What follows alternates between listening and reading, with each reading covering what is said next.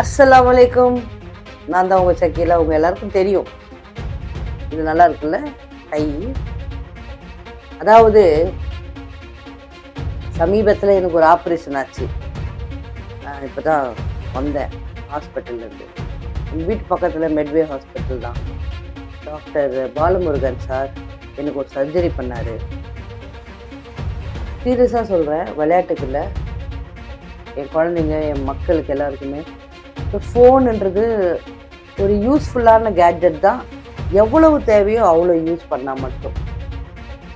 உதாரணத்துக்கு நான் வெளியே யாரும் வேண்டாம். அதாவது இப்படி படுத்துக்கிட்டு இப்படி கேமு ஒரு 4 மணி நேரம் தான் விளையாடுவேன். இது நடுவில் காஃபி டீக்கு எழுப்புவாங்க.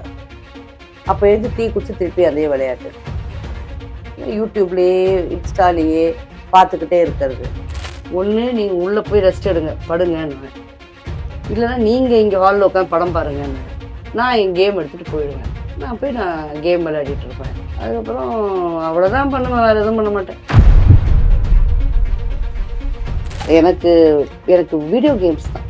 வீடியோ கேம்ஸ் தான் ரொம்ப favourite. And comics, Tinkle and Archies. ஏதாவது ஒரு விஷயத்த மாத்திக்கலாம் அப்படின்னு ஒரு சான்ஸ் இருந்தா எதை மாத்திக்க விரும்புறீங்க? ஒண்ணே ஒண்ணு, இப்ப நான் அந்த 16 வயசுல இருந்து எங்க அக்காவை, என் ஃபேமிலியை நம்பி இருந்தேன்ல, அதை நான் மாத்தணும்னா நான் யாரையுமே நம்பாம இருந்திருக்கணும். போனை இப்ப ஏமா அப்படி யூஸ் பண்ற?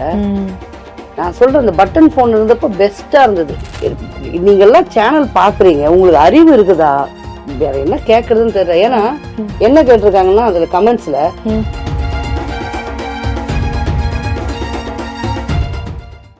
ஹலோ வியூவர்ஸ், வணக்கம் and welcome to Tamil movie world media. And நான் உங்கள் ஜெனி. இன்னைக்கு நம்ம கூட ஷக்கீலா அவர்கள் வந்திருக்காங்க. அவங்கள தெரியாதவங்களே இருக்க மாட்டோம், ஆனாலும் அவங்கள பத்தி தெரியாத நிறைய விஷயங்கள் புதுசா இன்னைக்கு நம்ம பார்க்க போறோம். ஸோ வாங்க அவங்களை வெல்கம் பண்ணிடலாம். வணக்கம் மேம். வணக்கம்மா. நல்லா இருக்கீங்களா? நல்லா இருக்கேன். நீங்க எப்படி இருக்கீங்க? ஃபைன் மேம், நல்லா இருக்கும். ஸோ நீங்க கிட்டத்தட்ட 2 ஈரா ஜென்ரேஷன் பார்த்துருக்கீங்க திரையுலகத்துக்கு வந்து. அப்போக்கும் இப்போக்கும் என்னென்ன வித்தியாசங்கள் நீங்க ஃபீல் பண்ணிருக்கீங்க மேம்? அப்போ நடிக்கும்போது நான் யங்ஸ்டர், எனக்கு எல்லாருமே சீனியரா தெரிஞ்சாங்க. இன்னைக்கு நான் சீனியர், எனக்கு எல்லாருமே யங்ஸ்டர்ஸும் ஜூனியர்ஸா தெரியுறாங்க. ஸோ இப்போ பிரசன்ட் டே ஹீரோயின்ஸ் பத்தி என்ன நினைக்கிறீங்க மேம்? அழகா இருக்காங்க, ரொம்ப அழகா இருக்கிறாங்க. வேற என்ன நினைக்கணும்? முக்கியமா நம்ம லேடி சூப்பர் ஸ்டார் நயன்தாரா பத்தி ஏன் இப்போ அவங்கள எல்லாரும் வம்பு இழுக்கிறாங்கன்னு எனக்கு புரியல. இங்க யாருக்காவது அந்த அம்மா பண்ண மாதிரி சரோகேட் பண்ணி 2 குழந்தைங்களை பெத்து அவங்களுக்கு ஒரு நல்ல லைஃப் கொடுக்கறதுக்கு வக்கு இருந்துச்சா? உங்களால முடிஞ்சுதா? அந்த அம்மாவால புள்ள பெத்துக்க முடியாது, வேண்டான்னு நினைக்கிறாங்க. அவங்க அந்த பாடி அப்படி மெயின்டைன் பண்ணணும்னு நினைக்கிறாங்க. அதுக்கு அவங்க எவ்வளவு சாப்பிடாம மெனக்கடணும். அதெல்லாம் அவங்க அந்த குழந்தைங்கள நல்லபடியா பாத்துக்கிறாங்க. அந்த குழந்தைங்களை அவங்க நல்லபடியா பார்த்துட்டு ஏன் யூடியூப் சேனல்ல விடுறாங்க? உங்க பிள்ளைங்களை நீங்க உள்ள எத்தனை ஆர்டிஸ்டோட பிள்ளைங்க யூடியூப் சேனல்ல நீங்க தூக்கின்னு ஊட்டுறது, அது என்னென்ன பண்ணுதோ அதெல்லாம் நீங்கெல்லாம் காட்டல, அவங்க காமிச்சா தப்பா? உங்களுக்கு எனக்கு புரியல. அவங்கள எதுக்கு? ஏன் இப்ப லேடி சூப்பர் ஸ்டார்னா என்ன? எனக்கு இதுக்கு ரஜினி சார் ஒத்துக்கிட்டாரு, ஒண்ணுமே புரியல. அந்தம்மா அழகா இருக்காங்க. அவங்க ஒரு போலீஸ் கார்டில் வீடு வாங்கினாங்க. தனுஷ் சார் தான் வாங்கினாரு, ரஜினி சாரும் தான் வாங்கியிருக்காங்க, எவ்வளோ பேர் அங்கே வாங்கியிருக்கிறாங்க. இவங்க வாங்குறது உடனே தப்பு. இந்த யூடியூப் சேனல்ல பேசுறவனுங்க எதுக்கு தான் அந்த அம்மாவை பிடிச்சி அப்படி பேசுறாங்களோ? அவங்க நல்ல படங்கள் நடிச்சிருக்காங்க. உங்க வம்புக்கெல்லாம் அவங்க வந்ததில்லை. நீங்க என்ன பண்றீங்களோ அவங்க யாரை பத்தி எதையுமே இப்படி சேனல்ல உட்காந்து எந்த சேனலுக்கும் பேசினதில்லை. அவங்கள பத்தி பேச உங்களுக்கு உரிமையும் இல்லை, உங்களுக்கு உரிமை இல்லை. அதோட நான் விட்டுறேன். உரிமை இல்லை யாருக்கும். நிறைய பேர் ஆக்சுவலா சமீப காலமா இந்த மாதிரி ஃபர்ஸ்ட் நடிச்சுட்டு அதுக்கப்புறமா சேஞ்ச் ஆகி போயிடுறாங்க இல்ல மேம்? இந்த டிரான்ஸ்ஃபர்மேஷன் இப்ப இந்த பீரியட்ல அதிகமா இருக்கே, அதுக்கு என்ன ரீசனா இருக்க முடியும்? அதுக்கெல்லாம் ரீசன் எல்லாம் கிடையாது. இப்போ நான் ரிலீஜியஸா நான் அப்படியெல்லாம் பேசவே இல்லையே. எனக்கு வந்த கேரக்டர்ஸா நான் நடிச்சேன். நான் மற்றவங்களை பத்தி பேச எனக்கு விருப்பம் கிடையாது. எனக்கு என்ன கொடுத்தாங்களோ நான் அதை ஏத்துட்டு நடிச்சுக்கிட்டே இருந்தேன். இப்போ குக் வித் கோமாளி என்னை கூப்பிட்டு உங்களுக்கு சமைக்க தெரியுமான்னாங்க. ஓரளவுக்கு சமைப்பேன். அது அப்படியே சமைச்சிக்கிட்டு அதுல ஒரு 2வது பரிசு வின் பண்ணேன். அப்படியே தான் வாழ்க்கை போயிட்டு இருக்கே தவிர நான் இது வேணும்னு எதுக்குமே சூஸ் பண்ணல. ஸோ நமக்கு வந்து ஆப்ஷன் இல்லைன்னு நான் சொல்லுவேன். எனக்கு வந்து சூஸிங்க்கு எனக்கு வந்து ஆப்ஷன் கிடையாது. எனக்கு எது வருதோ நான் செஞ்சுட்டு போனேன். அதுவே ஒரு டிரான்ஸ்ஃபர்மேஷனா ஆரம்பிச்சிருச்சு. நீங்கெல்லாம் சேனல் பாக்குறீங்க, உங்களுக்கு அறிவு இருக்குதா? வேற என்ன கேக்குறதுன்னு தெரியல. ஏன்னா என்ன கேட்டிருக்காங்கன்னா அதுல கமெண்ட்ஸ்ல தீபிகா படுகோன் வேஷம் கேட்டிருப்பாங்களோ இவங்கள. அதுல வந்து சத்யராஜ் சாரு, கோவை சார்லாம் வேற யாரும் நடித்து தமிழ் சென்னை எக்ஸ்பிரஸ் அதுல தமிழ் போர்ஷன் எவ்வளவு இருக்குது இந்த மரமண்டைங்க பார்க்கல. அதுல ஏதோ ஒரு கேரக்டர் தான் என்ன கேட்டாங்க. அதுல என்ன கேட்கும்போது எனக்கு ஆடிஷன் கொடுக்க பிடிக்கல. அதுல வந்து நான் சொல்லியிருந்தேன், நீங்க போய் ஷாருக் கான் ஏன் உனக்கு இவங்க நான் கமெண்ட்ஸ் கேட்கறவங்கள கேட்கறேன், உங்களுக்கெல்லாம் ஷாருக் கான் பெரிய ஆளா தெரியுது, உங்க ஊரு பொம்பளை நான் வந்து ஷாருக் கானுக்கு வந்து நீங்க என் பேரை போட்டு பாரியா அப்படின்னா உங்களுக்கு தானே பெருமையா இருக்கணும். அம்மா உன் பேரு போட்டா விட்டு படம் வருது, அதுவாது வருது, உங்க பேருங்கெல்லாம் வருதா? நீ இந்த கமெண்ட் போட்ட இருக்கே கழுத, உன் பேரு போட்டா ஏதாவது அங்க வருமா? ஷாருக் கானே பார்க்க சொல்ற தைரியம் விட்டு படம் வருதுன்னா ஆமா என் விட்டு படத்துல நான் தான் ராணி நான் சொல்லுவேன். ஸோ எனக்கு இது ரொம்ப கஷ்டமா இருக்கு. நீங்களும் பெரிய ஆளா என்னை ஏத்துக்க மாட்டேன்றீங்க. பெரிய ஆளா ஏத்துக்க வேணாம், அட்லீஸ்ட் ஒரு மனுஷியா நான் பேசுறேன்ல, நான் நம்ம சார்பா தமிழ்நாட்டு சார்பா நான் பேசுறேன்ல. இந்த ஷாருக் கான் தான் நமக்கு வந்து சோறு போடுறாரா? நான் ஃபியூச்சர்ல படம் ஏதாவது டைரக்ஷன் பண்ற ஐடியா இருக்கா? நான் வந்து ஒரு 2 படம் டைரக்ட் பண்ணியிருக்கிறேன். அந்த வேலை நமக்கு வேணாமா, அது ரொம்ப கஷ்டமான வேலை. நான் ரொம்ப ஈஸி டைரக்ஷன்னா வந்து நம்ம ஒரு 10 மணிக்கு வரலாம், இல்லை 9 மணிக்கு செட்டுக்கு வரலாம். பிரேக்கு நான் சொன்னாதானே பிரேக் விட்டதுக்கு அப்புறமா சாப்பிட்டு ஒரு 1/2 hour படுக்கலாம், அப்புறம் ஏஞ்சிக்கலாம், அப்புறம் டிஸ்கஸ் பண்ணலாம். 6 மணிக்கு வந்து பேக்கப்னு சொல்லிட்டு நம்ம வண்டியில் ஏறி போய் இவ்வளோ நான் நினச்சி போனால் டிஃபன் சாப்பிட்றதுக்குள்ள 2 டென்ஷன். அந்த லொக்கேஷன் கிடைக்கல, ஆர்டிஸ்ட் லேட்டு. லஞ்ச் சாப்பிடும்போது லஞ்ச் சாப்பிட்டுட்டே இருக்கிறேன், மேடம் இது இப்போ இந்த ஆர்டிஸ்ட் வந்து இந்த ட்ரெஸ்ஸை போட மாட்டேன்றாங்க அப்படின்னாங்க இப்படின்னாங்கன்னு. அதுக்கப்புறமா அந்த ஆர்டிஸ்ட்டுக்கு சொல்லி கொடுக்கணும். அதுக்கப்புறமா பேக்கப் பண்ணிட்டு இருக்கிற எல்லாரையும் அமுச்சிட்டு நாளைக்கு என்ன பண்ண போறேன்னு, ஏன்னா நான் லேடின்றதால நான் ரூமுக்கு வர வச்சு பேச முடியாது. ஸோ நான் லொக்கேஷன்லேயே டிஸ்கஸ் பண்ணி நாளைக்கு எத்தனை கேமரா வேணும், ஜிப் வேணும், எல்லாமே இதெல்லாம் டிசைட் பண்ணிட்டு நான் வீட்டு ரூமுக்கு போகிறது 11:30 மணி ஆகுது. காலையில் ஃபர்ஸ்ட் பர்சன் நான் தான் அங்கே இருக்கிறேன். ஆமாம், அதை பார்த்தேன். இது வந்து எனக்கு தகாத வேலை, என்னால் டைரக்ஷன் முடியாது அப்படின்னு ஒதுங்கிட்டேன். இப்ப சோஷியல் மீடியா வந்து நிறைய விதத்துல நமக்கு யூஸ்ஃபுல்லா இருந்தாலும் நிறைய அதனால மைனஸும் வருது இல்ல. இப்ப இந்த கேர்ள்ஸ் எல்லாம் மிஸ்யூஸ் பண்றாங்களே, இப்ப ரீசெண்டா கூட நடந்த அந்த ஸ்ருதி நாராயணன் விஷயமா இருக்கட்டும், அதை பத்தி உங்க ஒப்பீனியன் என்ன மேம்? இதுக்கெல்லாம் ஒரு ஒப்பீனியன் தேவையா? இல்ல இது மாதிரி வராம இருக்கணும்னா எப்படி? போன் இப்ப ஏமா அப்படி யூஸ் பண்ற? நான் சொல்றேன், இந்த பட்டன் போன் இருந்தப்ப பெஸ்டா இருந்தது. இதெல்லாம் நீங்க வந்து முன்னேற்றம் நாகரிகம் நினைக்கிறீங்க, உங்களுக்கு இதுதான் ஆப்பு வைக்க போகுதுன்னு. நான் சொன்ன மாதிரி ஏஐ உங்களுக்கு மிகப்பெரிய ஆப்பு. நான் 1 வருஷமா சொல்லிட்டு இருக்கேன், இவ என்ன படிச்சவளா அப்படின்னு நினைச்சிட்டீங்க. அதால உங்களுக்கெல்லாம் வேலை போகுது, உங்க குழந்தைங்கலாம் கெட்டு குட்டிச்சவராக போறாங்க. தயவு செஞ்சு இப்போவாது அதெல்லாம் யூஸ் பண்ணக்கூடாது. அதனால என்ன கெடுதல் இருக்கோ அதை வந்து நீங்க சோசியல் மீடியால எல்லாரும் சொல்ல மாட்டீங்க, உங்க வீட்டு பிள்ளைங்களுக்கு சொல்லி கொடுங்க. எங்களுக்கெல்லாம் தெரியாத ஒரு பக்கம் உங்களை பத்தி சொல்லுங்க மேம். உங்களை பத்தி ஜென்ரலா எல்லாருக்கும் ஓரளவுக்கு தான் தெரியும். என்ன உங்களுக்கெல்லாம் தெரியாதது? நானே ஓப்பன் புக்கு, எல்லாருக்குமே தெரியும். அப்புறம் உங்களுக்கெல்லாம் தெரியாதது நான் சொல்லணும்னா நான் ஏன் சொல்லணும்? அது உங்களுக்கு தெரியாம இருக்கணும் தான் நான் நினைக்கணும். அப்படி இல்லை, இது வரைக்கும் நீங்க ஷேர் பண்ணாத விஷயம் ஏதாவது? அப்படிலாம் எதுவும் இல்லை, நீங்க எது வேணா கேளுங்க, நான் ஷேர் பண்ணிடுவேன். உங்க பர்சனல் லைஃப்ல நீங்க யாரையாவது லவ் பண்ணிருக்கீங்களா மேம்? என்ன இந்த பொண்ணுக்கு எப்பா ஜனங்களே உங்களுக்கு தெரியாதா? நீ என்னோட இன்டர்வியூ ஒண்ணு கூட பார்த்தது இல்லையா? இல்ல ஆனாலும் எனக்கு கேட்கணும் அப்படின்னு சொல்லி. என் லவ்வை பத்தி கேட்க யாருக்குமே தகுதி கிடையாது. ஏன்னா நீங்களாம் 1ஓ 2ஓ பண்ணிருப்பீங்க. எனக்கு வந்து இப்ப நம்பர் பண்ண முடியாது, டைம் இல்லை. அவ்வளவு பண்ணிருக்கிறேன். நான் மனசார அத்தனை பேரையும் லவ் பண்ணேன். ஸோ யாரையாவது ஒருத்தரை லவ் பண்ணிருக்கீங்கன்னா லவ் கொச்சப்படுத்துறாரு. எனக்கு வந்ததெல்லாம் நான் அத்தனை பேரையும் லவ் பண்ணிருக்கேன், உண்மையா லவ் பண்ணிருக்கேன். மேம், நீங்க லவ் மேரேஜ் பத்தி என்ன நினைக்கிறீங்க? இப்ப இருக்கிற லவ் பத்தி உங்களுக்கு அட் பிரசன்ட் நான் ஒருத்தரை லவ் பண்றேன், அவருக்கு மேரேஜ் ஆக போகுது. அவரு வந்து வெரி குட், வெல் டன் அப்படின்னு சொல்லியிருக்கிறேன். கல்யாணத்துக்கு கண்டிப்பாக என்னை கூப்பிடணும்னு சொல்லியிருக்கேன். எனக்கு அவ்வளோதான் தெரியும். ஏன்னா ஒரு மேரேஜ் கூட எனக்கு ஆகாததால் லவ் மேரேஜோ அரேஞ்ச் மேரேஜை பற்றி எனக்கு தெரியாது. நான் வீட்டில் இருக்கிறேன்னா, நான் சமைக்க போகிறேன்னா ஒரு 5 பேராவது வரணும், வந்துடுவாங்க. ஸோ ரைஸு இதெல்லாம் வந்து மற்றவங்க யாராவது வச்சுருவாங்க. என் ஃப்ரெண்ட்ஸோ எனக்கு பிடிச்சவங்க யாராவது வராங்கன்னா நான் போய் சமைப்பேன். சமைச்சு கெஸ்ட்டு 4 மணிக்கு வந்தாலும் அவங்களோட தான் உட்காந்து சாப்பிடுவேன். முன்னாடியே சாப்பிட மாட்டேன்.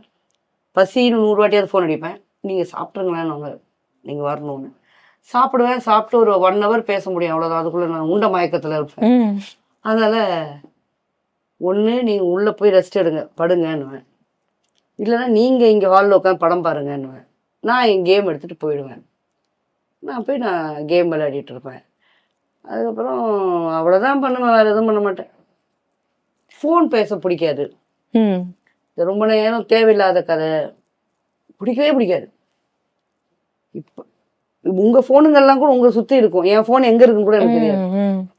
என்ன எத்தனை மணிக்கு டேட்டு, என்ன சம்பளம், இதை போட்டிங்களா, மற்றதெல்லாம் சதீஷோ லக்ஷ்மி அக்காவோ தங்கமோ யாரோ ஒருத்தவங்க பார்த்துப்பாங்க.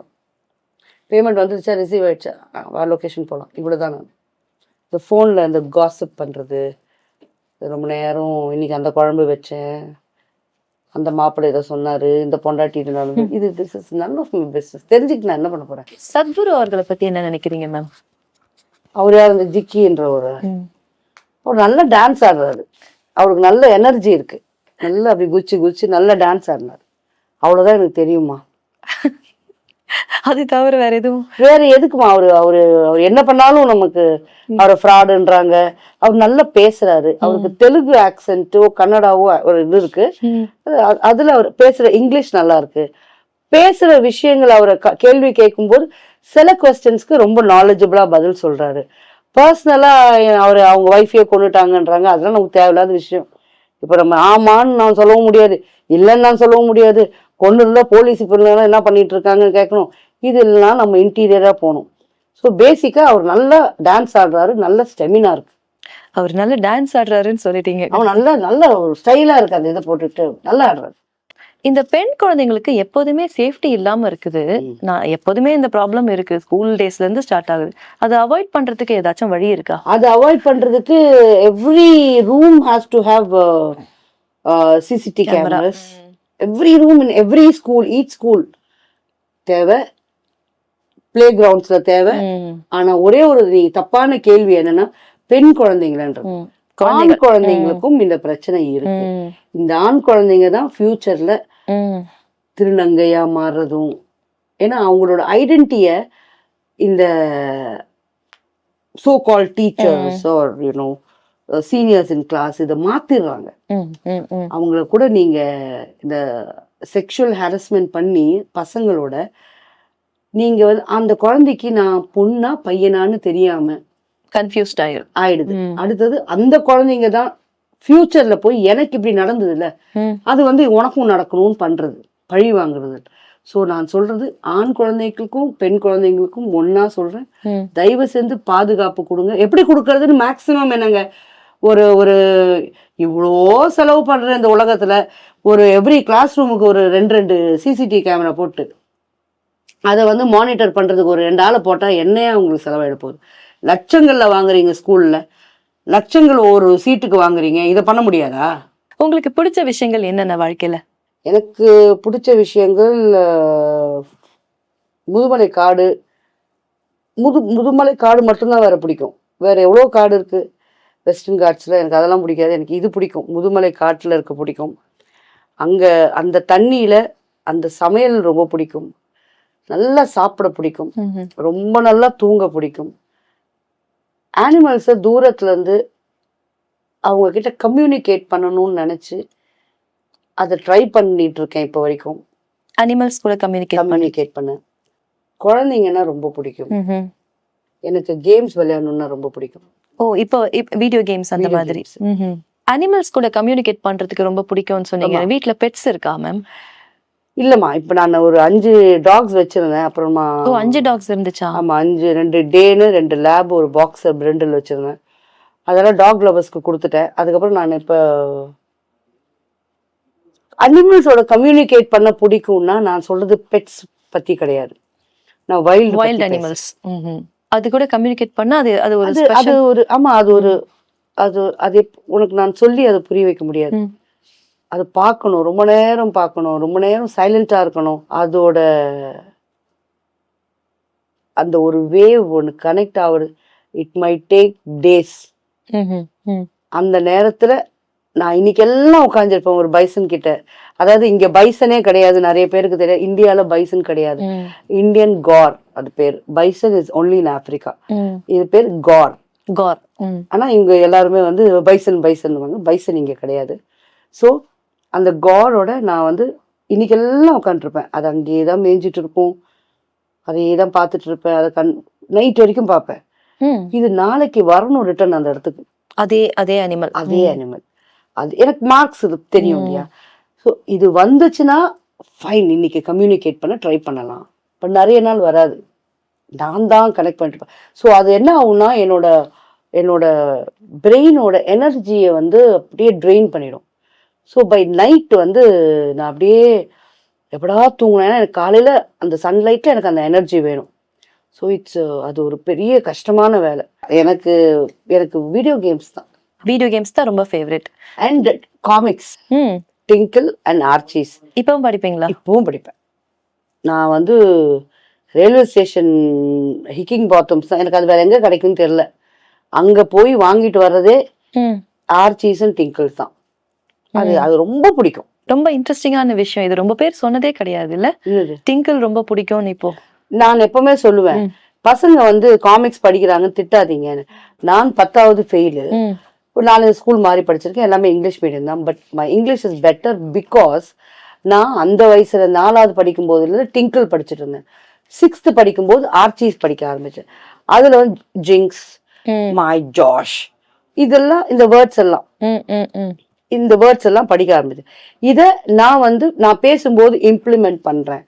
அப்போ எனக்கு எப்படி இங்கிலீஷ் நாலேஜ் வந்ததுன்னா காமிக்ஸ் படிச்சதால வந்தது.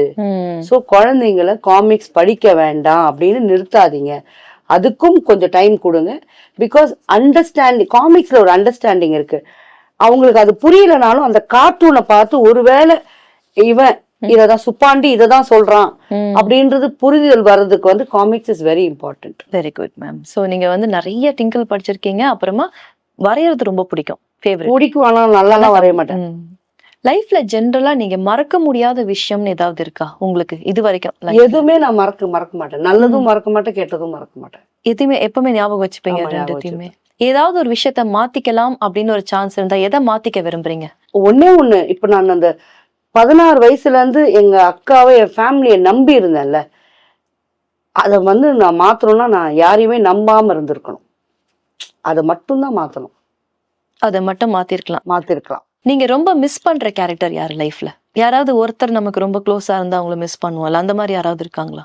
இல்ல, உண்மையில சொல்ல போனா அப்படி செத்து போனவங்கள சொல்லி பிரயோஜனம் இல்லை, அவங்க செத்தே போயிட்டாங்க.